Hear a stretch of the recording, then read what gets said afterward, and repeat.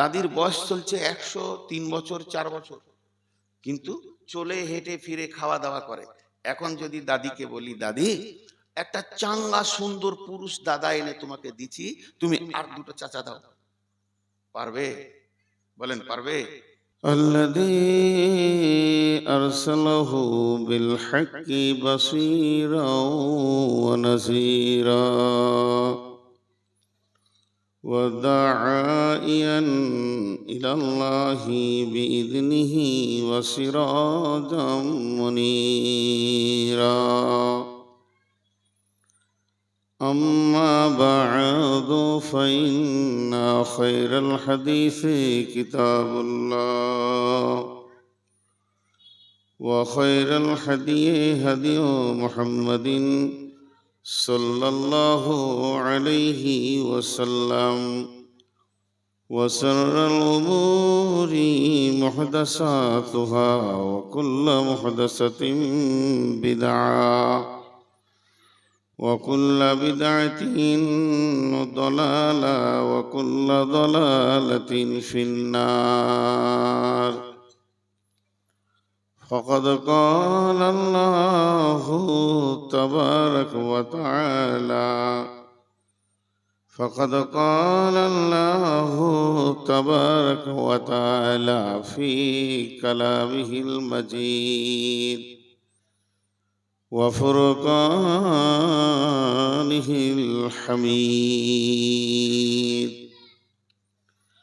أعوذ بالله من الشيطان الرجيم. والذين اتخذوا مسجدا جرارا وكفرا تفريقا بين المؤمنين وإرصادا لمن حارب الله ورسوله من قبل ولا يحلفن إن أردنا إلا الحسنى والله يشهد إنهم لكاذبون. بسم الله الرحمن الرحيم. إنما يأمر مساجد الله من آمن بالله واليوم الآخر وقام الصلاة وآتى الزكاة ولم يخش إلا الله فعسى أولئك أن يكونوا من المهتدين. بسم الله الرحمن الرحيم. قل هو الله أحد الله الصمد لم يلد ولم يولد ولم يكن له كفوا أحد.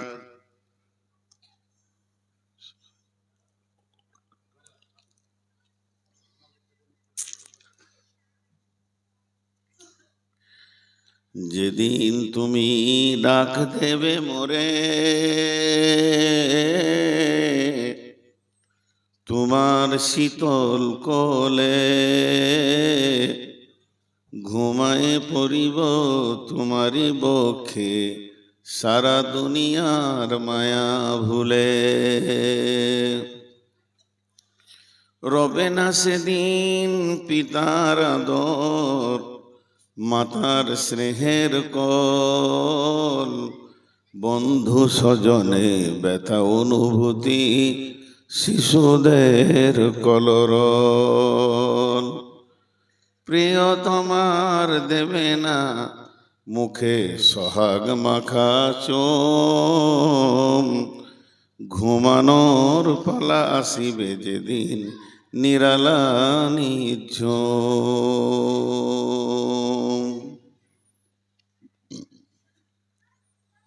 শ্রদ্ধেয় সুযোগ্য আজকের সবার সভাপতি, উপস্থিত আকাশের তারকা সাদৃশ্য আলেম ওলামাবৃন্দ, সামনে আমার দিনদার ইমানদার মমিন ভাই সকল, ও পর্দা থেকে শুননে ওয়ালি মোমেনা মা ও বোনেরা, প্রশংসা আল্লাহর, গুণগান, গুণকীর্তন, স্তব স্তুতি, ভালোবাসা, তকদির, হায়াত, মওত, রুজি, জান্নাত, জাহান্নাম, পুলসেরাত, আখিরাত, সবকিছুর মালিক আল্লাহ। যে মহান মুনিব আজকে আমাদেরকে বিভিন্ন এলাকা, গোত্র, বংশ, জাতি, ধর্ম, বয়স, বর্ণ নির্বিশেষে মদিনা ওয়াক্তিয়া মসজিদের উন্নতি কল্পে 2 রাত্রি ব্যাপী এই দ্বিতীয় রাত্রির জলসায় 2রা এপ্রিল 2026 সালে বৃহস্পতিবার দিন অতএব শুক্রবার রাত্রিতে হাজির করেছেন আমাদেরকে এই ওয়াক্তিয়া মসজিদের সামনে। ভুল হলো বলা, 3রা এপ্রিল শুক্রবার আমাদেরকে হাজির করেছেন। আল্লাহ তাবারাক ওয়া তাআলা আমাদের এই বসাকে কবুল করুন, আল্লাহুম্মা আমিন। দরুদ ও সালাম বর্ষিত হোক আখিরি পয়গম্বর নবী কুল শিরোমণি ইমামুল আম্বিয়া মেহবুবে কিবরিয়া ইমামুল হারামাইন শরীফাইন, নবী মক্কি, নবী মদানী, নবী বাশিন, নবী নাজিন, নবী তাসিন, নবী মাসিন, আশরাফুল আম্বিয়া, সফিউল মুজনাবিন, রাহমাতুল লিল আলামিন, নবী মুহাম্মদুর রাসূলুল্লাহ সাল্লাল্লাহু আলাইহি সাল্লামের উপর আল্লাহুম্মা আমিন। আল্লাহুম্মা সাল্লি আলাইহি, আল্লাহুম্মা বারিক আলাইহি। আমি আপনাদের সামনে গ্রন্থ মুকুট আল কোরআন থেকে 2-3টি আয়াত তেলাওয়াত করেছি। সেইগুলোকে সামনে রেখে খুব স্বল্প সময় কিছু কথা বলবো বলে নিয়ত করেছি। যদি আমার মাবুদ আমাকে তৌফিক দেন তো আমার তৌফিক ইল্লা বিল্লাহি আলাইহি তাওয়াক্কালতু ওয়া ইলাইহি উনীব। মোহতারাম ভাইও, আজিজ ও বুজুর্গ, দোস্ত, আজকের এই প্রোগ্রামটা মসজিদ কেন্দ্রিক। মসজিদ আল্লাহর ঘর। মসজিদ পৃথিবীর সব থেকে সেরা ঘর। পৃথিবীতে ঘর অনেক আছে, মসজিদ একটা ঘর, মাদ্রাসায় একটা ঘর, হসপিটাল একটা ঘর, আরো অফিস আছে, কারখানা আছে, এগুলো একটা ঘর, প্ল্যাটফর্ম একটা ঘর, রেলওয়ে স্টেশন একটা ঘর, এয়ারপোর্টে একটা ঘর, স্কুল একটা ঘর, কলেজ একটা ঘর, ভার্সিটি একটা ঘর। তারপরে তো মানুষের নিজস্ব ব্যক্তিগত আপনার আমার, তিনার ইনার ওনার প্রচুর ঘর, কয়েক লক্ষ ঘর। পৃথিবীর প্রথম ঘর কোনটা? যা দিয়ে ঘর শুরু হলো, প্রথম ঘর কোনটা? তার আগে ঘর ছিল না। ঘর যে শব্দটা, বাড়ি যে শব্দটা, এটা একজনারই প্রয়োজন, সেটা মানুষের। গরুর দরকার পড়ে না, ছাগলের দরকার পড়ে না, ভেড়ার দরকার পড়ে না, কুত্তার দরকার পড়ে না, বাঘ ভালুকের দরকার পড়ে না। তারা ঘরের চিন্তা করে না, মৌসুমের সঙ্গে লড়াই করে বনে জঙ্গলে জিন্দেগি কাটিয়ে দেয়। বাঁদরের ঘরের দরকার পড়ে না, শুধু মানুষের ঘরের দরকার। আর এই ঘরটা সৃষ্টি হলো কখন? পৃথিবীর প্রথম মানুষের নাম হলো আদম, দ্বিতীয় হলো হাওয়া। পুরুষ আগে এসছে, নারী পরে এসছে। পৃথিবীতে রাত আগে এসছে, ওয়াগাতাশা লাইলাহা ও আখরাজা দোহাহা। রাতের পেটে থেকে দিনের জন্ম হয়েছে। পৃথিবীতে পানি আগে এসেছে, পানির পেটের ভিতর থেকে আগুনের জন্ম হয়েছে। পৃথিবীতে বীজ আগে এসেছে, বীজের পেট থেকে গাছের জন্ম হয়েছে। এগুলো সব কোরআন থেকে বলছি আপনাদেরকে। তো এটা প্রথম, ওটা প্রথম, শুরু হলো এখান থেকে ওখান থেকে। তাহলে ঘর কোনটা পৃথিবীর প্রথম? কে বলবেন? আল্লাহ বলবেন। মাইকম্যান নাই? এই বক্স গুলো বন্ধ করে দিলেই ভালো হয়, ভ্যাট ভ্যাট করছে।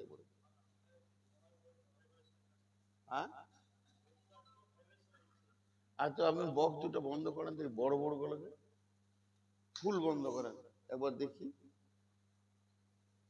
মনে হচ্ছে মাথায় মারছে। দিয়ে এই বক্সগুলো সন বরান, জানটা বাঁচলো। এই বক্সগুলো জন্ম হয়েছে কেন জানেন? নদীর ধারে পিকনিক করতে যাবে, ডিজি বাজাবে আর নাচবে, তার লেগে। জঙ্গলে ডিজি বাজাবে আর নাচবে, ঢুকচুর ঢুকচুর ঢুকচুর, কোনো মানে নাই। গানেরও মানে আছে, গান যদিও খারাপ তার মানে আছে, কিন্তু এখনকার গানে কোনো মানে নেই। ঢুকচুর ঢুকচুর ঢুকচুর ঢুকচুর ঢুকচুর, অতি মাজা হিলেছে খালি ঢুকচুর ঢুকচুর। এখনকার ছেলেদের মাথা খারাপ হয়ে গেছে, এই সাউন্ডটাই থাক। বক্স একবারে পারলে খুলে বাড়িতে দিয়ে আসেন, যদি কাছে বাড়ি হয়, একবারে দুটো দিবেন না। বিসমিল্লাহির রহমানির রহিম।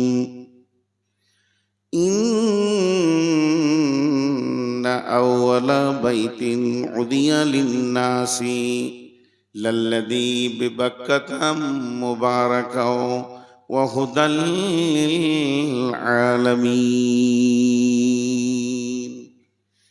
ফীহি আয়াতুম মাকামু ইব্রাহিমা ওয়া মান দাখালাহু কানা আমিনান ওয়ালিল্লাহি আলান নাসি হিজ্জুল বাইতি মান ইসতাতা ইলাইহি সাবিলা। আবার দিলেন নাকি? দিয়েছে, আপনি না বলে শুনুন, তাহলে নিচে গলা দিয়েছেন, এগুলো বন্ধ করে দেন, একদম ভুল। পৃথিবীর প্রথম ঘর হলো কাবা শরীফ। ওটা কখন শুরু হয়েছে? পৃথিবীতে মানুষ নাই অথচ কাবার জন্ম হলো। মানুষ আগে আসেনি, ঘর আগে এসেছে। কাবা শরীফ কি করে বানালেন আল্লাহ? এর ডেট দুটো আছে। যত আমার বয়ান ভিতরে যাবে তত গভীরতা বাড়বে। আপনারা একটু ধৈর্য ধরেন, 10টা মিনিট ঘড়ি দেখলেন, 10 মিনিট পর আপনারা চলবেন। মোবাইলের লাইট বন্ধ করুন, একদম লাইট চালু করবেন। 2টা তারিখ। কেউ বলছে হযরতে আদম আলাইহিস সালামকে আল্লাহ যেদিন জান্নাতে নিজের হাতে বানায় আদমের অবয়বটা, সেই দিনই ফেরেশতা পাঠিয়ে মক্কাতে ঘর বানালেন। কেউ বলছে না, আদমের জন্মের 2500 বছর পূর্বে কাবা শরীফের জন্ম হয়েছে। কাবার নাম কাবা কেন? কাবার নাম কাবা কেন? ফেরেশতারা কি আমাদের মতো দেওয়াল দিয়ে দরজা জানালা ফিটিং করে ঘরটা করেছিলেন? না, ফেরেশতাদেরকে পাঠানো হলো, যাও তোমরা মক্কা নামে একটা মরুভূমি, 72,000 পাহাড় আছে হুদুদে হারামের ভিতরে, 72,000 পাহাড় মক্কার হুদুদের ভিতরে, ছোট বড় করে একটা দুটা লাই, এক দুটা নয়, 20-50টা লাই, 72,000 পাহাড়। সেই পাহাড়ের মধ্যখানে একটা গভীর খাল, সেই খালের চাতালে তোমরা কাবাটা বানাও। তারা বানালো কেমন করে? কিছু বালু পাথর এমনি করে দিয়ে উঁচা করে কাঠ টাট দিয়ে চলে গেল ফেরেশতারা। ওটার নাম হলো কাবা। কাবার আবিধানিক অর্থ হলো গোড়ালি। গোড়ালি বুঝেন? এই যে পায়ের উঁচু হাড়টা আছে, এই তোমার কোনো ডিস্টার্ব আছে? এদিকে সরাও ক্যামেরা, ক্যামেরা সরাও এদিকে। Hot, hot, hot. আমি একদম মানবো না, বন্ধ করো তুমি ক্যামেরা, এদিকে সরাও, একদম দাঁড়াবে না আমার সামনে, আমার কোনো দরকার নেই রেকর্ড করা। ঘর যাও, বুঝিয়ে দাও।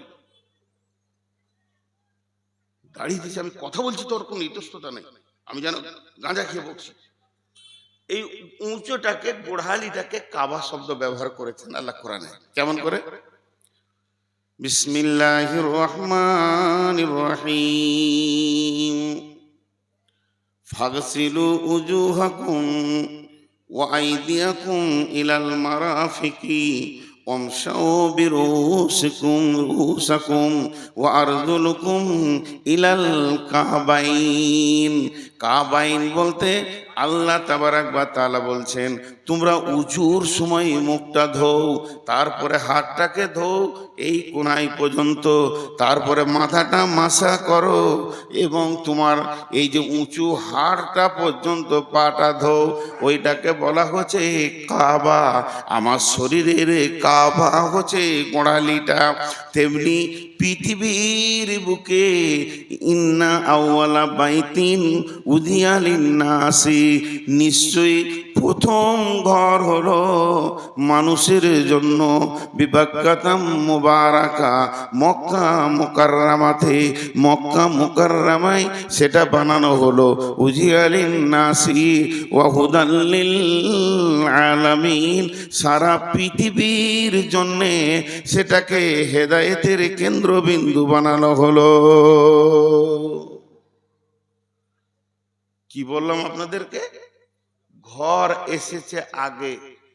তা আল্লাহর কি ঘরের দরকার আমাদের মতো?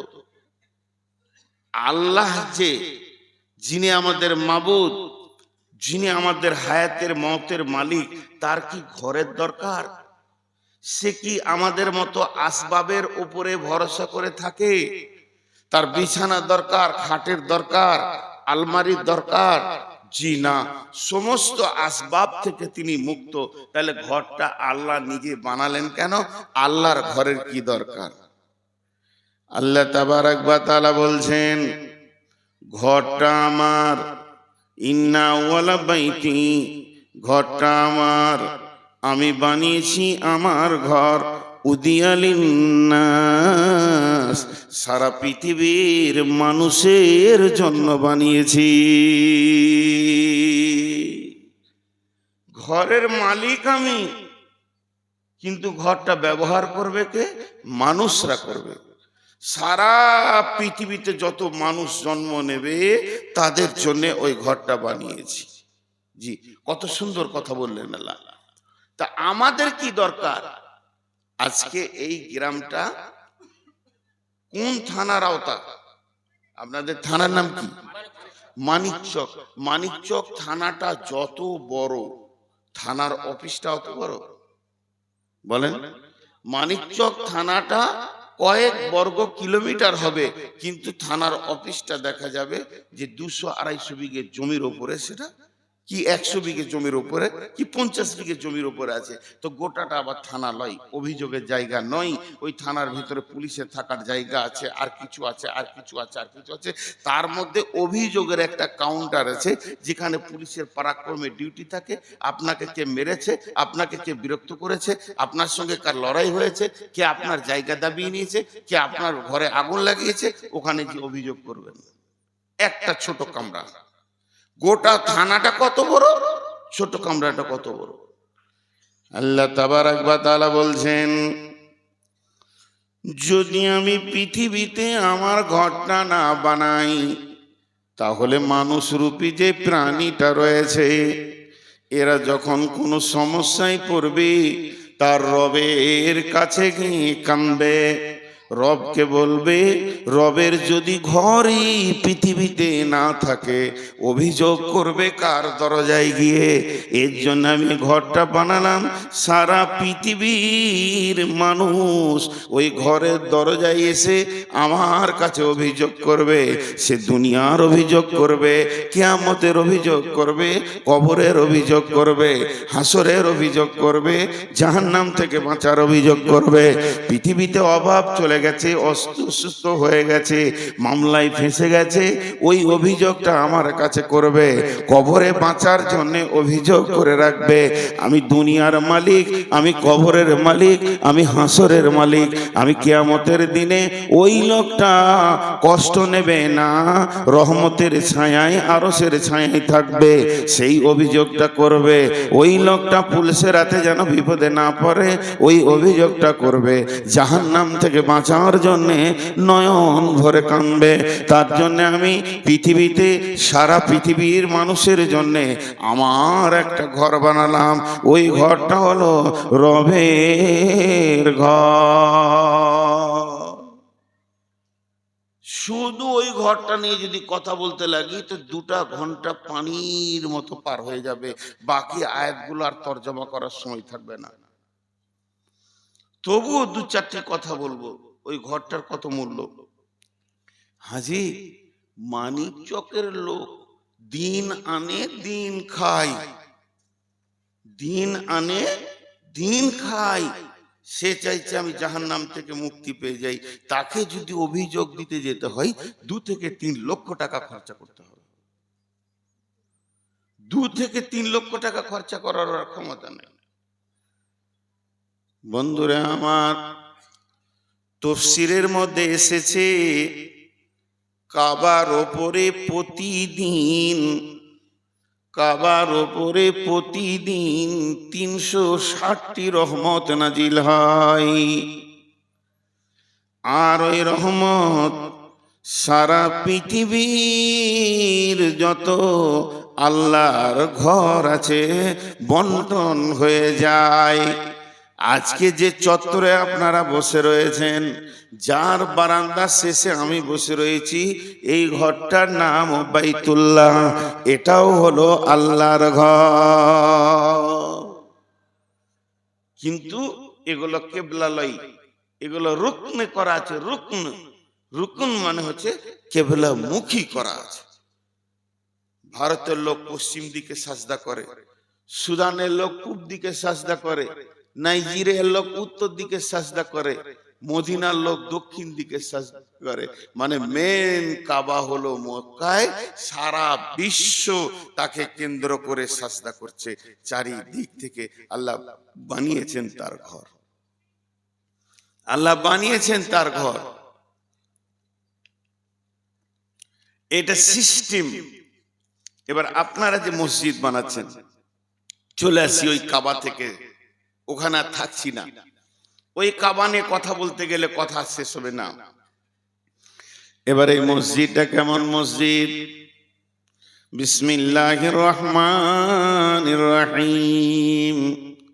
ওয়া আন্নাল মাসাজিদা লিল্লাহি ফালা তাদউ মা'আল্লাহি আহাদা ওয়া আন্নাল মাসাজিদা লিল্লাহি ফালা তাদউ মা'আল্লাহি আহাদা। এটা মসজিদ। কার ঘর? সবাই একবার বলি হালকা করে, কার ঘর? আল্লাহর ঘর। এই ঘরটা মাস্টারের, এই ঘরটা ডাক্তারের, এই ঘরটা হাজি সাহেবের, এই ঘরটা ইমাম সাহেবের, ওই ঘরটা অমুক, এটা আমার, এটা মোজাম্মেলের ঘর, এটা আব্দুল সালামের ঘর। আর যখনই আঙ্গুলটা এইদিকে দিব, এই ঘরটা কার ঘর? এই ঘরের মালিকের নাম কি? মানিক চকের লোক এত দুর্বল? টেনশন আছেন নাকি? একবার মুখ খুলে বলেন এই ঘরের মালিকের নাম আল্লাহ। এবার আল্লাহ কি বলছেন? বিসমিল্লাহির রহমানির রহিম। ওয়ান্নাল মাসাজিদা লিল্লাহি ফালা তাদউ মা'আল্লাহি আহাদা। বিশ্ববাসী শুনে নাও, এই ঘরের মালিক আমি, এই ঘরটার সমস্ত মালিক সত্য আমার। এই ঘরটা যদি মানিক চকের লোক একাই জায়গা দিয়েছে, 1 কোটি টাকার জায়গা, ঘরটা বানাতে 1 কোটি লেগেছে, 2 কোটি টাকা দিয়ে আপনি মসজিদ বানালেন। আপনার নিজের জায়গা, আপনার আব্বার জায়গা, দলিল রেকর্ড পড়ছে আপনার বাপের নামে, আপনার নিজের নামে। আর ঘরটা বানাতে গিয়ে যে 1 কোটি টাকা খরচা হয়েছে ওটাও আপনার নিজের। এবার ঘর হলো আপনার। ঘর বানানোর পর যখনই ঘরে নামাজ শুরু হয়ে গেল, আজান হয়ে গেল, আজানের পর যখন নামাজ শুরু হবে তখন ঘরটার মালিকানা সত্ত্ব আপনি হারিয়ে ফেললেন। দুনিয়াবি কাগজ রেকর্ড পর্চা ঠিক রাখার জন্য আপনার নামটা থাকবে, কিন্তু অন্তরের দিক থেকে এই ঘরটার মালিক হয়ে গেল আল্লাহ। এবার এই ঘরটা যখনই আল্লাহ মালিক হয়ে যাবে, এই ঘরে আপনার যতটা দাবি আছে, 2 কোটি টাকা খরচা করার পর এই গ্রামে একটা রিক্সা চালক, তারও অতটা দাবি আছে। এই গ্রামে যে লোকটা ভিক্ষা করে খায়, ওরও অতটা দাবি আছে। আপনি 2 কোটি টাকার সম্পত্তি লাগিয়েছেন, আর আপনার দাবি থাকবে না। আমার বাড়ি বর্ধমান, যতটা দাবি নিয়ে আপনি মসজিদে নামাজ পড়বেন, অতটাই দাবি নিয়ে আমিও মসজিদে নামাজ পড়ব। যেমন আল্লাহ আপনার, তেমন আল্লাহ আমার।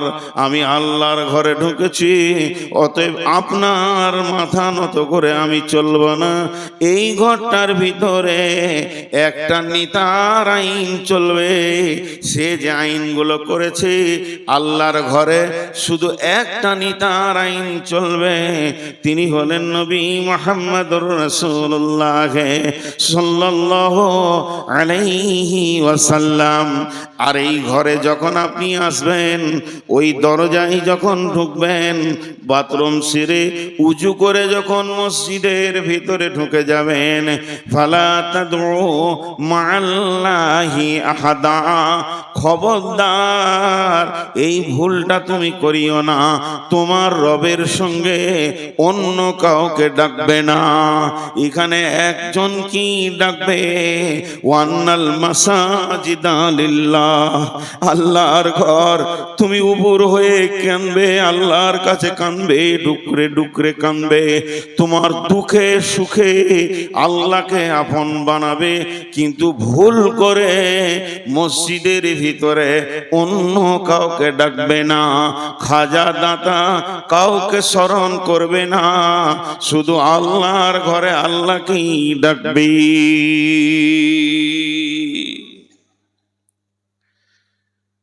দুঃখের সঙ্গে দুটো কথা বলবো। শুধু আপনারা দোষী নন, আমিও দোষী। আপনারা যদি 1% দোষী, তো আমি 99% দোষী। আপনারা নিচে খড়ের উপরে বসে আছেন, আমি স্টেজে, তার উপর আবার চেয়ারে বসে আছি। তো আমার দাম বেশি, এটা ভুল ধারণা। দাঁড়ির 2টো পাল্লা, দাঁড়ি তারাজুর 2টা পাল্লা। যেটাতে মাল বেশি থাকে সে নিচেতে থাকে, আর যার মাল নাই সে উপর দিকে উঠে যায়। আমার কিছু মাল নাই বলে আমি উপরে আছি। আপনাদের কাছে যে জ্ঞান আছে ওটা আমার কাছে নাই। উপরে থাকা যদি খুব বড় সম্মান হতো, তো বাঁদর তো সারা জীবন গাছেই থাকে, ওকে তো কলেজের প্রিন্সিপাল করা হতো। তো আপনারা যত দোষী, আমিও তত দোষী। একটা কথা বললাম। দ্বিতীয় নম্বর কথা, আপনারা যতটা গাফিল, তার থেকে আমি বেশি গাফিল। একটু সমালোচনাতে আসি, যাকে আত্ম সমালোচনা বলে। আত্মসমালোচনা, এটা কথা জিজ্ঞেস করব, বহু প্রাণে আকাঙ্ক্ষা নিয়ে আপনাদেরকে, এই ঘরটার মূল্য আপনাদেরকে বলি। কেন আজকে মুসলমানদের উপরে নির্যাতন? কেন? এই ঘরটাকে চিনতে পারিনি বলি। বিসমিল্লাহির রহমানির রহিম। ফালিয়াবুদু রব্ব হাযাল বাইত আল্লাযী আত'আমাহুম মিন জু'ইন ওয়া আমানাহুম মিন খাউফ। খুব কষ্ট হচ্ছে কথাগুলো বলতে, তাও না বললে চলে না। ঘরটা কত দামি। ছোট্ট একটি কথা বলছি, ছোট্ট কথা, হাদিস নয়, কোরআন নয়, তাফসীর নয়, এর কোনো দলিল নাই, যুক্তি কথা আপনার তো আমার আলোচনা করছি। একটা লোক সংসারের কাজ করছে, মাঠের কাজ, বাগানের কাজ, যেমন কাজ থাকে করছে, একটু ফুরসেত পেল, আমার বেলা 10টা 11টা বাজছে, যা এখন আর কোনো কাজ নাই জোহর পর্যন্ত, হাত মুখটা ধুয়ে গোসল টোসল করে মসজিদে গিয়ে বসি। এইখানে এসে বারান্দায় চুপ করে বসে আছে, চুপ করে বসে আছে, আমি ভাষাটা বলছি, নামাজ পড়েনি, জিকির করেনি, তেলাওয়াত করেনি, সুবহানাল্লাহ আলহামদুলিল্লাহ বলেনি, চুপ করে বসে আছে। ওই লোকটা লাভ কি? ওই লোকটা লাভ কি? এখানে 20টা লোক আসলো টোটোতে, 2টা লোক চলে গেল মাস্টারের বাড়ি। আপনারা বুঝে নিলেন ওই 2জন মাস্টারের মেহমান। 2জন চলে গেল হাজির বাড়ি, বুঝে নিলেন ওই 2জন হাজির মেহমান।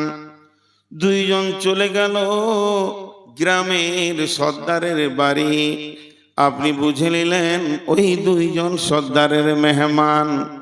যে লোক যার ঘরে উঠে তার মেহমান হয়ে যায়, আর যে লোক সময়ে অসময়ে এসে মসজিদে বসে যায় সে আল্লাহর মেহমান হয়ে যায়।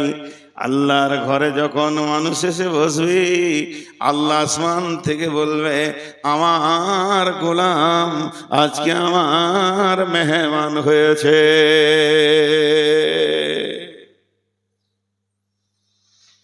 আর যখন বাড়িতে মেহমান আসে, দেখবেন বাড়ির মালিক ঘুরছে ফিরছে কাজ করছে, আর একবার করে মেহমানের দিকে নজর দিয়েছে। শ্বশুর এসেছেন, খালা আম্মা এসেছেন, আর ফুপু এসেছেন, বারবার নজর পড়বে আমার মেহমান এসেছে, হৃদয়টা বড় হবে। যে লোক মসজিদে বসে থাকবে আল্লাহর নজরটা বারবার তার দিকে পড়বে, আল্লাহর হৃদয়টা ভরে যাবে। আমার গোলাম পৃথিবীর কোথাও বসেনি, চায়ের দোকানে বসেনি, গাছের নিচে বসেনি, আড্ডাখানায় বসেনি, ক্লাবে বসেনি, গীবত করেনি, বরং আমার ঘরে এসে বসে আছে। আল্লাহর রহমতের দৃষ্টি পড়বে, আর আল্লাহর একটা রহমতের দৃষ্টি আমার আপনার জীবনের গুনাহটা মাফ হয়ে যাওয়ার জন্যে যথেষ্ট হয়ে যাবে।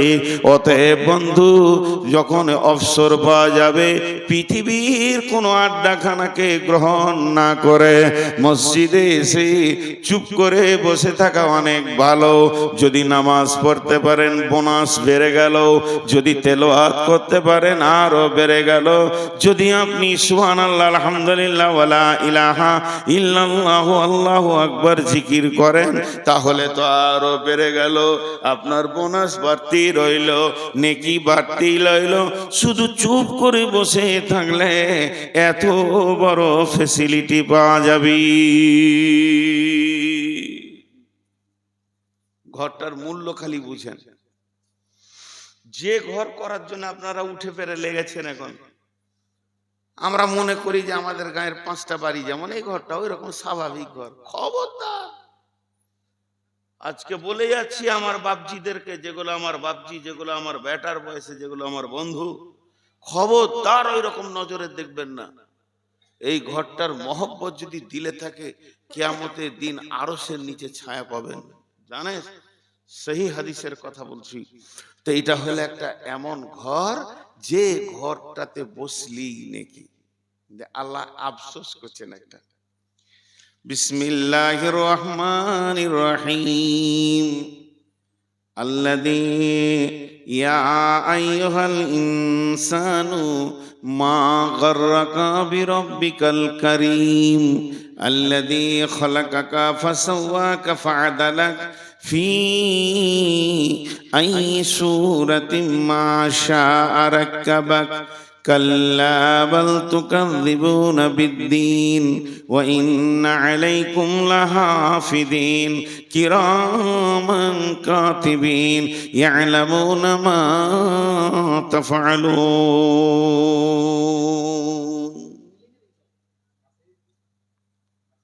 জি আমরা বক্তা মানুষ তো অনেক সমস্যা হয় আমাদের। তো একটা সমস্যার কথা বলছি, যেখানে এটা খারাপ নেবেন না, আগে মাফ করছি, শুনতে খারাপ লাগবে প্রথম দিকে, শেষ পর্যন্ত শুনবেন তাহলে আমার উদ্দেশ্যটা বুঝতে পারবেন। যেখানে সেখানে কারোর সঙ্গে দেখা হয়ে গেল, যেমন আমি মালদাতে 3 জন স্টেশনে নেমেছি, হাসতে হাসতে মুসাফা করছে, আসসালামু আলাইকুম, ভালো আছেন? আচ্ছা আমি চিনতে পারবো? আমি চিনতে পারবো? সসম্ভব। বললাম হ্যাঁ ভালো আছি। একটা ছেলে বলছে আমাকে চিনতে পারছেন, আমাকে চিনতে পারছেন, আমাকে চিনতে পারছেন। ওর উদ্দেশ্য যে আমি ওকে বলি যে হ্যাঁ তোমাকে চিনি, তোর কলজাটা বড় বড়। তো কি আর বলবো, তোমার নাম? বলছে আমার নাম খলিলুর রহমান। দাবা বলছে আমাকে চিনতে পারছেন? বলে হ্যাঁ চিনতে পারছি, তুমি খলিলুর রহমান। কি করব, দম ধরে ওইটাই বললাম। অতি খুশি হলো। ও কোন গায়ের, কোথা বাড়ি, কিছুই চিনি না। এই ভেজাল যেখানে সেখানে হয়, মানে বহু লোক দেখে। এবার একটা খারাপ কথা বলছি যুক্তি দিয়ে বোঝানোর জন্য, এটা না বললে উপায় থাকে না। ধরেন আমাকে কেউ ঝলঝলিয়ে আপনাদের মালদা টাউন স্টেশন থেকে গাড়ি করে নিয়ে এলো, এই ছেলেটা আবার আমাকে গাড়ি করে আগিয়ে দেবে। ভাই আপনারা যে টেনশনে আছেন আমি ওই টেনশনে আছি, মানে আমার ঘরের 2 জনকে ডিলিট করা হয়েছে এই বেঈমানদের চক্রান্ত, ওদিকে আমি আর যাচ্ছি না।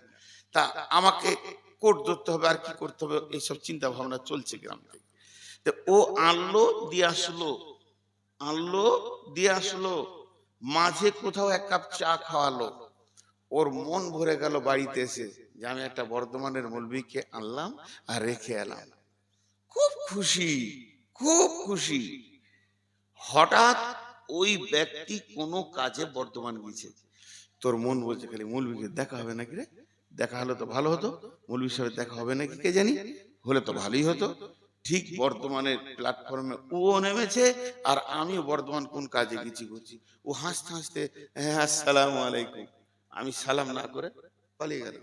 ওর মনটা কেমন হবে এই জায়গাটা বলেন, খালি এই জায়গাটা অনুভূতি দিতে চাইছি, ওর মনটা কেমন হবে?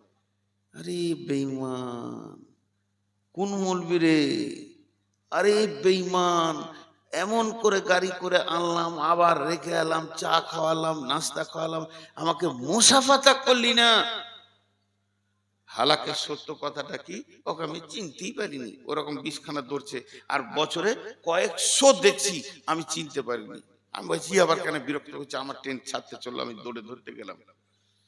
কিন্তু একবার তর্কের খাতিরে খারাপ কথাটা বলবো। খারাপ কথাটা কি, তুই আমাকে গাড়ি করে এনেছিস রেখে এসছিস বলে তোকে আমাকে চিনতে হবে নাকি, সারা বছর গোলামি করবো তোর? কত খারাপ কথা। তোকে আমি সারা বছর চিনে রাখবার, তোকে যেখানে দেখা হবে আর তোকে মুসাফা করতে হবে আর তোর প্রশংসা করতে হবে নাকি, তুই 1 কাপ চা খাইছিস, 1 কাপ চায়ের এত মূল্য?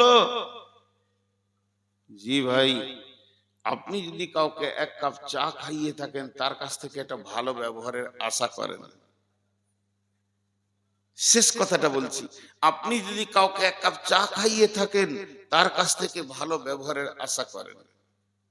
এবার চলেন, আল্লাহ তাবারাক ওয়া তাআলা বলছেন ইয়া আইয়ুহাল ইনসানু মা গাররাকা বিরাব্বিকাল কারীম আল্লাযী খালাকাকা ফাসাওয়াকা ফাআদালাক ফি আইয়ি সূরাতিম মা শাআ রাক্কাবাক কাল্লা বাল তুকাযযিবুনা বিদ্দীন।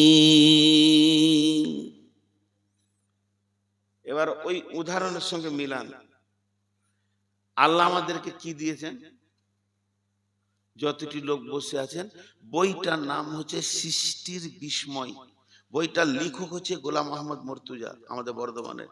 বইটা পড়ে দেখবেন আপনার এলাকায় উনি অনেকবার এসেছেন। সৃষ্টি বিস্ময় 2-3টি বলবো, গোটা দেহটা বলতে গেলে এখানেও 2 ঘন্টা লেগে যাবে। মানুষের যে মগজটা আছে, এই মগজটা, এই মগজ বিজ্ঞানী তৈরি করতে পারবে না। যদি সেন্সার দিয়ে একটা মগজ তৈরি করে, বর্তমান বিজ্ঞানীরা বলছে যে মগজের মতো কাজ করবে যদি তৈরি করি, তা মাথাটা তাল গাছের থেকেও বড় হবে, এত কম্পিউটার ওখানে ভরতে হবে। আর একটা মগজ বানাতে আমাদেরকে খরচা হবে 15 কোটি, 1500 কোটি, 1500 কোটি। তাহলে আল্লাহ আপনাকে একটা মগজ দিয়েছে, ক টাকা দাম ধরবেন ধরেলেন। জিবে 1.5 লক্ষ কোষ আছে, ক টাকা দাম ধরবেন ধরেলেন। চোখে 25-50 হাজার লেন্স আছে, এই যে মোবাইলে ক্যামেরা, এই রকম ক্যামেরা চোখে বসানো আছে 50 হাজার। কেবল এই যে লাগানো আছে, এরকম কেবল লাগানো আছে 50 হাজার। কানে 15 হাজার করে 30 হাজার মাইক্রোফোন আছে। কে দিয়েছেন? আল্লাহ। আর প্রতিদিন সকাল হলে আল্লাহ প্রত্যেকটা মানুষকে 3 কোটি টাকা দেয়। কালকে সকাল হবে সবাইকে 3 কোটি টাকা করে দেবে। বলে কেন? বিজ্ঞানীরা বলছে একটা মানুষ 24 ঘন্টায় আল্লাহর যে অক্সিজেনটা খরচা করে, এটা বানাতে গেলে 3 কোটি টাকা লাগবে, তারপরেও এত ভালো হবে না। তাহলে এতগুলো দেয়। আপনি আমাকে 1 কাপ চা খাইয়েছেন, তাই আপনাকে আমাকে সালাম করতে হবে। আল্লাহ এতগুলো দিয়েছে। আল্লাহ আফসোস করছে, 1 মিনিটের জন্য মনে মনে ধরেলেন আল্লাহ এই বারান্দায় বসে আছে। 1 মিনিটের মনে আল্লাহ আসতে পারবেন, ক্ষমতা আছে। রসুল পারবে না, আল্লাহ হাজির নাজির হতে পারবেন, আল্লাহর ক্ষমতা আছে। কিন্তু আমি বোঝানোর জন্য বলছি বসে আছে। আর মাইকে বলছে হাইয়া আলাস সালাহ।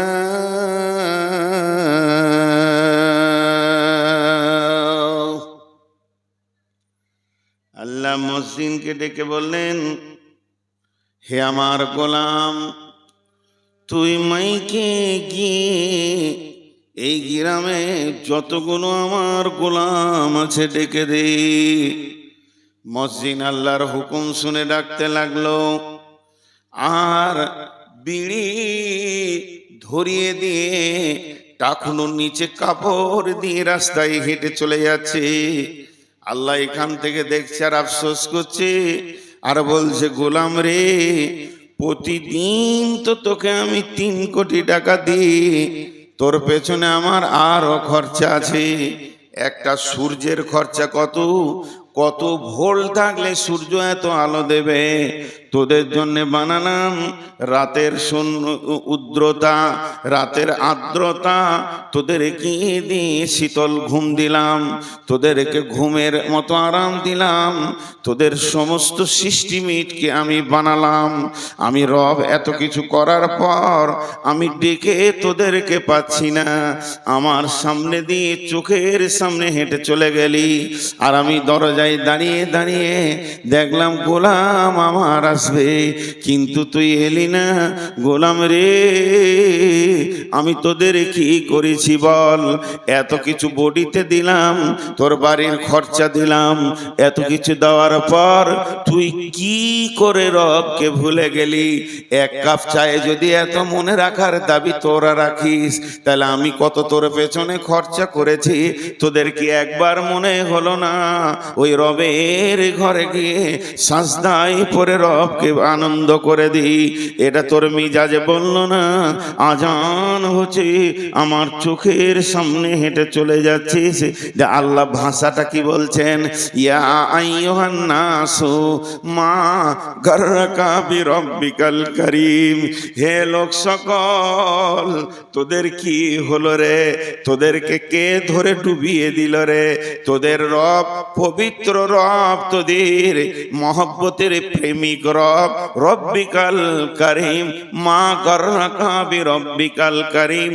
তো রবের কাছ থেকে তোকে কে ছিনিয়ে নিল?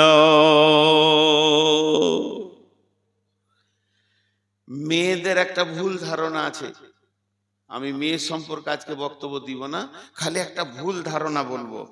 ভুল ধারণা, 100তে 100 ভুল ধারণা।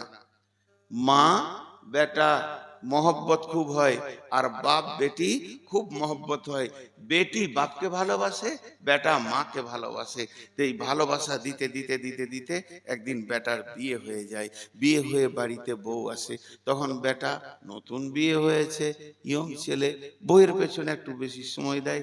মা দুবার ডেকে সাড়া পায়নি, তখন মা বলবে, বহুটা আমার বেটাকে কিনে নিলে, আমার কলিজার টুকরাটাকে কিনে নিলে, আমার পেটের ফসলটাকে কিনে নিলে। এটা ভুল ধারণা।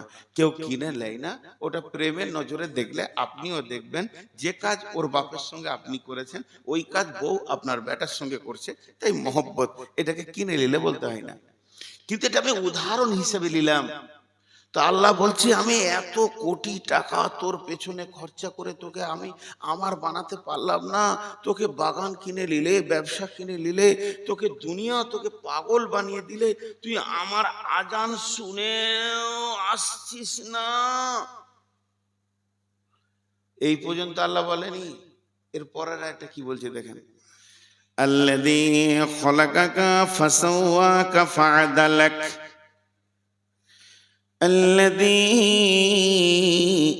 খলাকাকা ফাসাওয়াকা ফাআদালাক আমি তোকে স্তর বাই স্তর বানিয়েছি, পায়ের পাতা নিচে দিয়েছি, হাঁটু দিয়েছি, তার উপরে মাজা দিয়েছি, তার উপরে নাড়ি ভুঁড়ি পচন জায়গাটা, কিডনি পেছনে হাড়ের প্রোডাকশনে কিডনি রেখেছি, এর উপরে কলিজা দিয়েছি, লাংস দিয়েছি, এর উপরে লিভার দিয়েছি, এর উপরে সমস্ত পার্টস গুলোকে রেখেছি, এখানে হাড্ডি দিয়ে প্রোডাকশন দিয়েছি। আমি তোকে স্তর বাই স্তর বানালাম। শুধু এতটুকু করিনি রে গোলাম, তাকিয়ে দেখ, ফি আই সূরাতিম মা শাআ রাক্কাবাক, তোর বাহ্যিক চেহারাটা চামড়ার কভার দিয়েছি, কিন্তু ভুরু দিয়েছি, চোখের পাতা দিয়েছি, চোখের তারা দিয়েছি, তারার ভিতরে মণি দিয়েছি, দুই ধারে কান দিয়েছি, নাক দিয়েছি মধ্যখানে। এই সুন্দর চেহারাটাকে আমি বানিয়েছি, পৃথিবীর কেউ তুলি ধরেনি। কোনো শিল্পীর কাজ এখানে আসবে না, কোনো শিল্পী পারবে না এত সুন্দর সুরতকে বানাতে। লিহাদা লাল ফিরোজ জাদার সুলবে সং ঘুলে লাল দর শাখ ফিরোজ রং। আল্লাহ তাবারাক ওয়া তাআলা সুন্দর করে বানিয়ে এরপরে বলছে, এরপরেও আমাকে তুই ভুলে গেলি। এরপরও যদি তোকে নামাজের কথা কেউ বলে, তো এখনকার লোকের বুদ্ধি বেশি, তো এমনি করে বলে নামাজ পড়া ভালো, পারছি না, পারবো দেখি শুক্রবার থেকে ধরবো। আল্লাহ জানো খুব ভিখারি হয়েছে তোর বাপের গোলাম, তুই শুক্রবার থেকে ধরবি, আল্লাহ বিরাট উপকার হয়ে যাবে। আল্লাহ আল্লাহ আল্লাহ আল্লাহ আল্লাহ। এই ঘরের মালিক এতগুলো দিয়েছে আমাদেরকে, এই ঘরের মালিক আর একটা কথা কি বলছে দেখেন, বিসমিল্লাহির রহমানির রহিম। ওয়া আয়াতুল লাহুমুল আরদুল মাইতাতু। ঘুমাচ্ছেন কেন? একদম স্টিল জায়গায় বসে থাকবেন। দূরাত কেন? আমার করা হচ্ছে আজকে 10ই অক্টোবর থেকে চলছে, একদিনও কামাই না। 12টার পরে জলসা করবেন, উঠে বসেন ভালো করে, ঘুমাতে দেবো না। জি মাঝে 2 মিনিট টাইম নষ্ট করছি, আপনাদের ক্ষমা চেয়ে। 12টার পর জলসা করেন না, আমি মানা করে যাচ্ছি। কয়েকটা কারণ আছে। 12টার পর অনেক জিন আছে তাহাজ্জুদ পড়ে, অনেক ফেরেশতা আছে আপনাদের মসজিদে এখন ডিউটি করে, প্রতিদিন তারা নামাজ পড়ে, কত বিরক্ত হচ্ছে। দ্বিতীয় নম্বর হচ্ছে রাতকে 3 ভাগ করেন, এক ভাগ কাটান সন্ধ্যাটা, এক ভাগ ওয়াজ নসিহত করেন, শেষ ভাগটা আল্লাহর জন্য ছেড়ে দেন। কানবে এইগুলো লোককে যখন ছেড়ে দেবো, 4টায় ফজর পড়বে, 2টোয় ছেড়ে দিলে ফজর পড়বে, একজনের 2টোর সময় ছেড়ে দিলে আর ফজরের আশা করা যাবে না। আজকালকার এইরকম আধুনিক যুগে রাত 12টার পর জলসা। হাজি ভাই আমার কাছে ডেট কত তারিখে নিয়েছে বলেন, আমার কাছে ডেট কত তারিখে নিয়েছে? 2 তারিখের, আর স্টেজ দিল কত তারিখে? আমি যদি 4 তারিখে আসতাম তো কেমন হতো? আগামীতে এখানে ডেট নিলে আমি 3 তারিখে আসবো, 2 তারিখে ডেট নিলে 3 তারিখে আসবো, আর দিছি পরের দিনে হবে। অনেক গোলমাল আছে। আর একটা বিজ্ঞানীদের কথা বলছি, এই ধরনের 1 লিটারে আমি পানি পেঁয়াজ শিখেছি না, আমার জিভ শুকিয়ে যাচ্ছে, সুগার। এটা 1 লিটার পানি ধরে, ক লিটার বললাম? কথা বলে না। এবার 1 লিটার পানি এই পর্যন্ত আছে, তারপরে যদি আর 1 লিটার ঢুকানো হয়, উপর থেকে ফেলা হয়, পানি ঢুকবে? সবাই একবার বলেন ঢুকবে? ভুল বললেন, ঢুকবে। আবার বলছে পড়ে যাবে।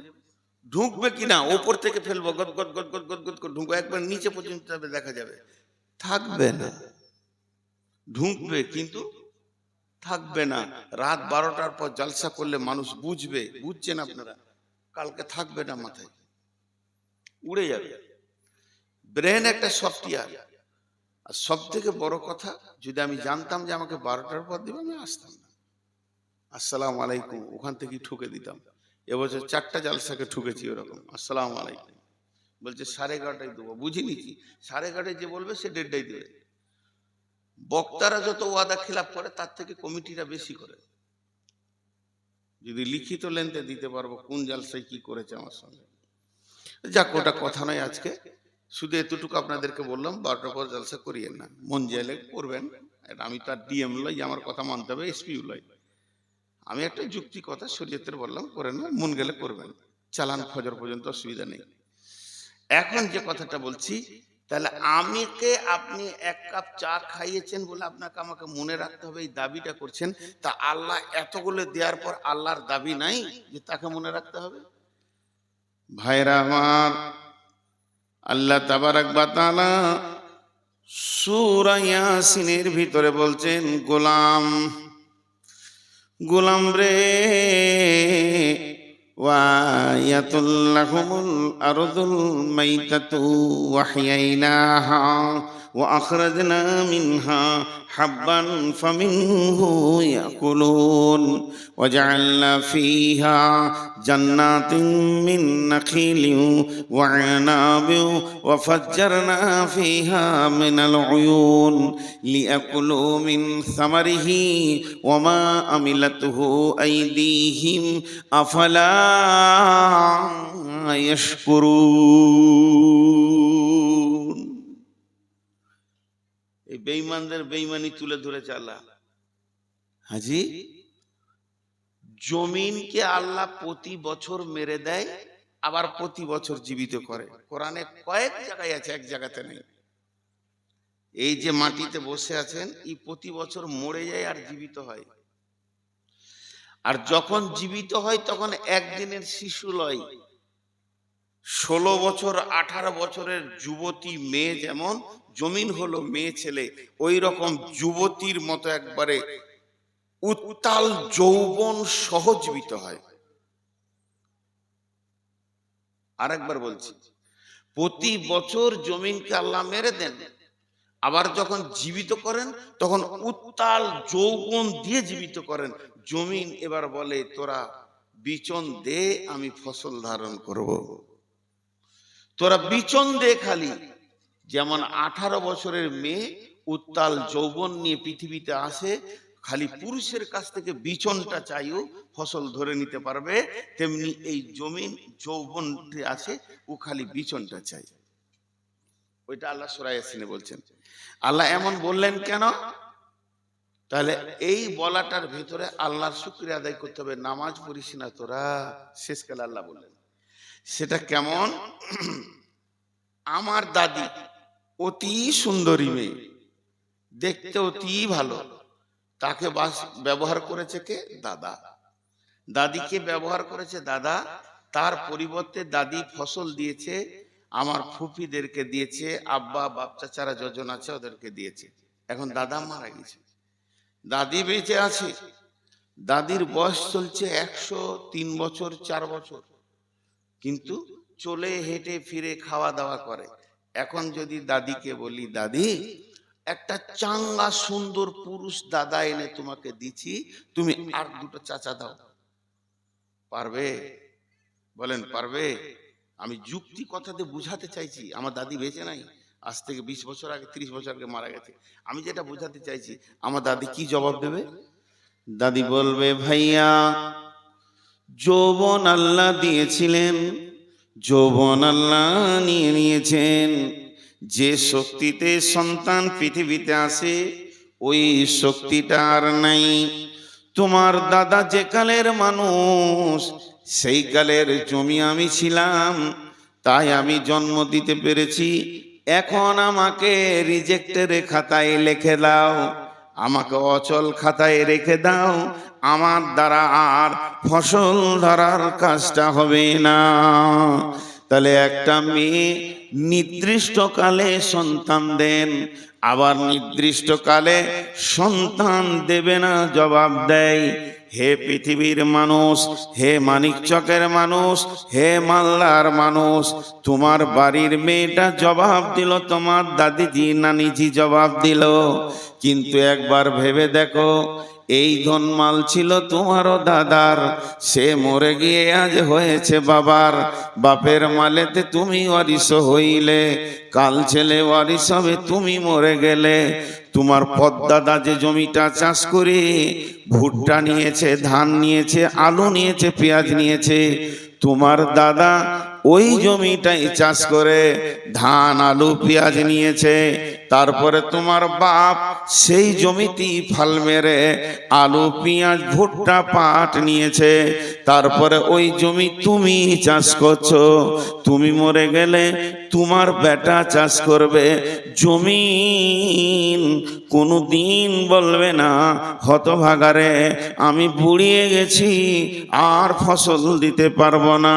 আল্লাহ বলছেন তোর ঘরের বিবিটা বুড়িয়ে গেল, আর ফসল দেবে না, কিন্তু আমি জমিনকে প্রতি বছর মেরে দিয়ে নবযুবতী বানাই, প্রতি বছর যেন নতুন নতুন উর্বর ধারণ করে, আর সেই জমি থেকে হয় ফল ফ্রুট, আপেল আঙ্গুর সবজি শাক সব রকম ফসল ফলায়। আমি কত তোদের ভালোবাসি, শুধু ফল ফ্রুট দিই না, ফাজ্জারনা ফিহা মিনাল উয়ুন, এই জমির তলদেশে সুন্দর মিনারেল ওয়াটার দিয়ে দিয়েছি, পানি, যে পানিটা বিশুদ্ধ পানি, পৃথিবীর কেউ এত সুন্দর পানি দিতে পারবে না। সেই পানিটাকেও তোরা তুলে খাস। শুধু এটা পানি নয়, আর একটা গাছ, সেই গাছটা এত মোটা, তার ভিতরে পাইপ নাই, কোনো নল নাই, কিন্তু তার ফলগুলোর নাম ডাব। ডাবের ভিতরে গিয়ে দেখবি সুন্দর পানির ব্যবস্থা করেছি। অমা আমিল্লাতুহু আইদিহিম, তোরা যেগুলো খাস সেগুলো তোদের হাতে বানানো নয়। সারা পৃথিবী যদি এক জায়গায় বসে যাস, একটা আমার গাছের মতো আম বানাতে পারবি না। সারা দুনিয়ার বিজ্ঞানী যদি বসে যাস, আমার গাছের সরিষার মতো একটা সরিষা বানাতে পারবি না। তোরা যতই চেষ্টা কর, আমার গাছের ফসলের মতো তোরা বানাতে পারবি না। লিয়াকুলু মিন সামারিহি ওমা আমিলাতুহু আইদিহিম, এত কিছু যা খাস আর তোদের হাতের বানানো নয়। আফালা ইয়াশকুরুন, আমাদের বেঈমানিটা কি বলেন আল্লাহ? আফালা ইয়াশকুরুন, এত খাওয়ার পর তোদের কাছে আমি টাকা চাইনি রে, খালি একটা জিনিস চেয়েছি, খাওয়ার শেষে বলবি আলহামদুলিল্লাহ, এইটাও বলিস না তোরা। মালদার হোটেলে ভাত খান, শামসিতে সব হোটেল আলাদা আছে, এমন করে ডাকবে আপনাকে মনে হবে যেন শ্বশুরের বেটা ডাকছে। হ্যাঁ, সিটকে ঝেড়ে দিবে, ভাত এনে দিবে, ফ্যান ঘোরাবে, মনে হবে শ্বশুর বাড়িতেও এত আদর পায় না। আর খাওয়ার শেষে বেসিনে যখন হাত ধুবেন, পেছন থেকে আওয়াজ আসবে 368 টাকা, তোর কুটকুটি মেরে দিলে। খাওয়ার যে হুপ ছিল ওটা মরে গেল, এক বেলা খাইয়ে দিয়ে 368 টাকা ফেল, তারপরে যা তোর কোঁতকোঁতানি মেরে দেবো। এখন জানের ভয়ে টাকা দিয়েছে। আল্লাহ বলছে সারা জীবন খেলি, আমি একদিনও আওয়াজ দিয়ে বলিনি আমার মসজিদে এক এক বেলার খাবারের বিল 50 টাকা করে নামিয়ে আসবি, নাহলে সব বন্ধ করে দেবো। বলেনি। আল্লাহ খালি একটা শব্দ চেয়েছে মুখ থেকে, আলহামদুলিল্লাহ। শুধু এইটা বলবি, আমি ওইটাতে খুশি হয়ে যাব, আমার গোলাম আমার প্রশংসা করেছে। আল্লাহ বলছে আফালা ইয়াশকুরুন, তোরা এইটাও বলিস না। কি রে বাপ, ওটা কি আসছে? হ্যাঁ, কি হবে ওটা? আচ্ছা, এই এই চোখের সামনে এগুলো থাকলে বায়ান হবে না? মুখ দিয়ে পানি আসবে, পেছনে রাখো, ওখানে রাখো, পিঁপড়া হবে দিকে ওদিকে রাখো, ওখানে রাখো, ভালো জায়গায়। ওটা দেখি তো পানি খেতে মন দিচ্ছে। আচ্ছা এখন জালসা থাক, খাওয়া দাওয়াটা ছেড়ে নি সবাই মিলে। আল্লাহ ছোট্ট জিনিস চাইলেন। আপনারা আমার কথাটা বুঝতে পারছেন? তাও তো হ্যাঁ না দিচ্ছে না। আমি কি বুঝবো বলেন? আপনারা যদি, আমি জিজ্ঞেস করছি, আপনারা যদি হ্যাঁ নাটাও না দেন তাহলে আমার মনটা কেমন হবে? আমি গাড়ি থেকে নামছি, একজন এসে বলছে আসসালাম আলাইকুম, উত্তর দিলাম না। কেমন আছেন? উত্তর দিলাম না। কোথা থেকে এলেন? উত্তর দিলাম না। তারপর দিকে তাকাইলাম না। তখন ওর মনটা কেমন হবে? কোন মুলবি রে, শালা কত গরম হয়ে যাবে, হ্যাঁ হ্যাঁ হ্যাঁ, কথা বলবে, কত মাস্টার হয়ে যাবে, কত কথা বলবেন। তাহলে আমি যে জিজ্ঞেস করছি আপনি উত্তর দিচ্ছেন না, তাহলে আমার মনটা কেমন হচ্ছে বলেন? এই রাত 12টার পর জলসা করলে এই অবস্থা হবে। এখন সভাপতি যে কি জ্বালাই পড়েছে, টান মারছে ভিতরে চোখ, কিন্তু যেতে তো দিব না, উঠলেই আমি যাব পিছে পিছে শুতে। কি বিপদ! আপনারা আমার কথাটা বুঝতে পেরেছেন? আল্লাহ বলছে এত কিছু দিলাম, তোর কাছে শুকরিয়াটা পেলাম না। একটা পত্রিকা, সাংবাদিক কলমে একটা ছোট্ট গল্প পড়েছিলাম, আনন্দবাজার প্রতিদিন পত্রিকায়। আমার ঘরে তখন মোবাইল ছিল না, পত্রিকা পড়তাম। তো লিখেছে যে এই দক্ষিণ দিক থেকে একটা লোক 10 কিলোমিটার হেঁটে এলো, রোদে রোদে রোদে রোদে এসে এইখানে এলো। উত্তর দিক থেকে একজন এলো, হাঁটতে হাঁটতে ক্লান্ত হয়ে, ও 5-10 কিলোমিটার। পূব দিক থেকে একজন এলো, ইউ 10-15 কিলোমিটার হাঁটছে। পশ্চিম দিক থেকে একজন হলো, যে ফাঁকা মাঠ আর চারিদিকে কাঠ ফাটা রোদ, দুদু দুদু করছে আগুনের মতো, চারিদিকে থই থই, গ্রীষ্ম গরম। আর মধ্যে মাঠে একটা বড়ের গাছ আছে, বড় গাছ। এই বড় গাছের ছায়া খুব সুন্দর, সবাই এসে ছায়াতে বসেছে। 4টা লোক এসে বসেছে পথিক, তখন বেলা 2টো বাজে। যারা এসে হাত পা ছেড়ে বসলো, এর ওর কাছে পানি ছিল, একটু পানি টানি খেলো, যে ছায়াতে বসে আছে। বরের ছায়া খুব শীতল হয়, ঠান্ডা হয়। বসে বসে ওরা তো মুখ আর বন্ধ থাকবে না, গল্প শুরু হয়ে গেল।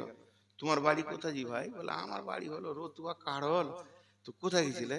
বলে আমার বেটির বিয়ে দিয়েছি ওখানে পাশের গ্রামে, তো একটা খাট বানাতে দিয়ে এলাম, ওখানেই দিয়ে দেবো। ও, তখন ওই দিক থেকে যে এসে বলছে আমার আব্বার একটা শাল গাছের খাট আছে, আজকে 87 বছর হলো, কিছু হয়নি। এই যে কাঠ খাট, চেয়ার টেবিল ড্রেসিং টেবিল, কাঠ খাট চেয়ার টেবিল ড্রেসিং টেবিল, এই গল্প চলছে, এই গল্প চলছে, শুধু কাঠেরই গল্প চলছে ওদের। কোন কাঠটা ভালো, কোন কাঠটার দাম বেশি, কোন কাঠটা কম দাম, কোন কাঠটা ফিনিশিং বেশি হয়, কোন কাঠটা দেখতে ভালো লাগে, সব কথা। আর 2টোর ঘড়ি ঘুরতে ঘুরতে ঘুরতে ঘুরতে 3:30 4টা হয়ে গেল। যখন 4টা 4:30 বাজে, সূর্য তখন তাপ কমে এসছে, তখন ওরা পাছার ধুলো ঝেড়ে বলছে চ এবার যাই, রোদটা কমে গেল। তা যাওয়ার সময় ধুলো ঝাড়ছাড় বলছে, বর গাছের দিকে তাকিয়ে, এ শালা গাছ কোনো কাজে লাগে না, মানে খাটও হয় না, কাঠও হয় না। তো বর গাছ জোরে শ্বাস ছেড়ে বলছে বেঈমান রে, গোটা রোদটা কাটালি রে, যে তুই রিজাল্ট এটাই দিয়ে গেলি। মানুষের মতো বেঈমান আর পৃথিবীতে কেউ নাই। আমি ওই কথাটা বলছি। আল্লাহ ডাকছে তার ঘরে, আমরা সামনে দিয়ে চলে এসেছি।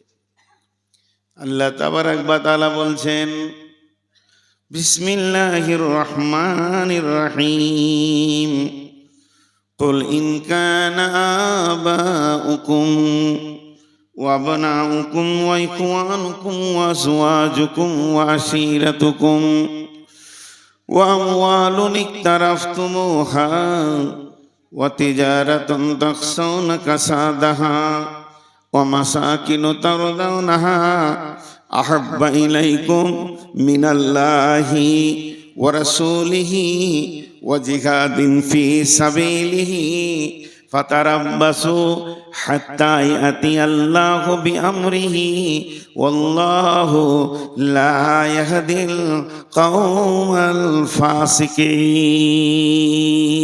ফাসিকিন। আজকের বিষয় নয় এটা,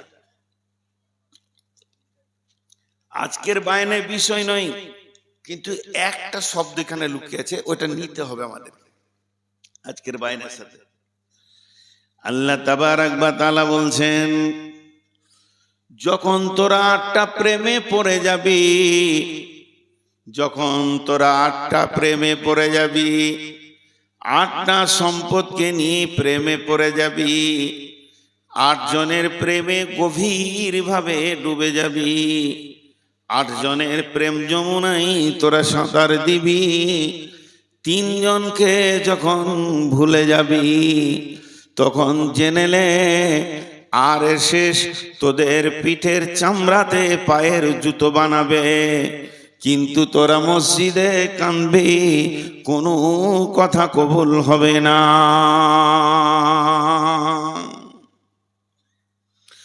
সেই একটা কি বাপের মহব্বত, ভাইয়ের মহব্বত, সন্তানের মহব্বত, বন্ধু বান্ধবের মহব্বত, বিবির মহব্বত, সঞ্চিত মালের মহব্বত, চাকরি বাকরি ব্যবসা বাণিজ্যের মহব্বত, আর যে ঘরটা তুই বানিয়েছিস ওই ঘরের মহব্বত। আরেকবার গুনেলেন, এক বাপের আব্বার মহব্বত, ভাইয়ের মহব্বত, সন্তানের মহব্বত, বিবির মহব্বত, বন্ধু বান্ধবের মহব্বত, যে ঘরটা বানিয়েছিস ঘরের মহব্বত, সঞ্চিত মাল ব্যাংক ব্যালেন্স আছে তার মহব্বত, চাকরি বাকরি ব্যবসা বাণিজ্যের মহব্বত। এই 8টা মহব্বতে যখন তুই ডুবে যাবি, তিনজনের কোনো মূল্য থাকবে না। তোর কাছে শুধু মাথায় থাকবে, মুখে থাকবে, কাজে মহব্বত দেখাবি না। সেই তিনজনকে আহাব্বা ইলাইকুম মিনাল্লাহে, আল্লাহর মহব্বত তো দিল থেকে সরে যাবে, কমজোর হয়ে যাবে, ওই 8টার তুলনায় নিচে হয়ে যাবে। তোর আপনার রসুলের মহব্বত, ওয়া রাসূলিহি ওয়া জিহাদিন ফি সাবিলিহি, আর এই দিনে ইসলামের মহব্বত, দিন ইসলামের মহব্বত, আল্লাহর মহব্বত, রসুলের মহব্বত, 8টার মহব্বত একটুকু আপারে থাকবে, এইগুলো নিচে নেমে যাবে। বরং থাকা উচিত ছিল এই 3টের মহব্বত উপরে থাকবে, 8টাটা নিচে থাকবে। কিন্তু দেখা যাবে 8টার তুলনায় 3টেকে ভালোবাসবি। আল্লাহ বলেছেন ফাতারাব্বাসু ফাতারাব্বাসু ফাতারাব্বাসু ফাতারাব্বাসু। আলেম ওলামাকে জিজ্ঞেস করে নেবেন ফাতারাব্বাসু মানে কি? ফাতারাব্বাসু মানে হচ্ছে অপেক্ষা কর, এমন একটা দিন আসবে তোরা পেরেশানিতে পড়ে যাবি, সেদিন আমাকে রব বলে ডাকবি, আমিও সেদিন তোদের কাজে লাগবো না। হাত্তা ইয়াতি আল্লাহু বিআমরিহি ওয়াল্লাহু লা ইয়াহদিল কওমাল ফাসিকিন।